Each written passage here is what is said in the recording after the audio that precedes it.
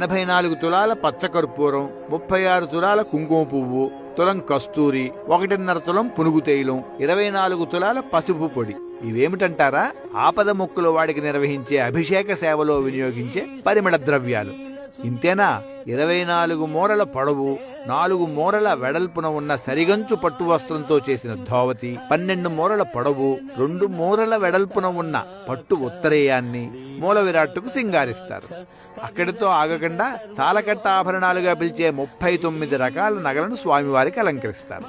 శ్రీనివాసుడి అభిషేక సేవకు మొత్తం 3 గంటల సమయం తీసుకుంటుంది. 614వ సంవత్సరం నుంచి ఇలాగే అభిషేక సేవను నిర్వహిస్తున్నారు. స్వామివారికి ప్రీతిపాత్రమైన శనివారం నాడు కాకుండా శుక్రవారం నాడే అభిషేక సేవ చేయడం వెనుక ఆయన వక్షస్థలంపై ఉన్న అమ్మవారే కారణమట.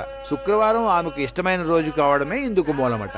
ప్రతిరోజు నిండుగా ఆభరణాలతో ధగద్ధగాయమానంగా వెలిగిపోయే అనాథ రక్షకుడు అభిషేక సేవ సమయంలో 8 అడుగుల పొడవైన సాలగ్రామ శిలారూపంలో భక్తులకు కనువిందు చేస్తాడు. సుగంధ జలాలతో సాగే వెంకన్న అభిషేక సేవ చూసి తరించాల్సిందే, ఆ మధురానుభూతిని పొందాల్సిందే.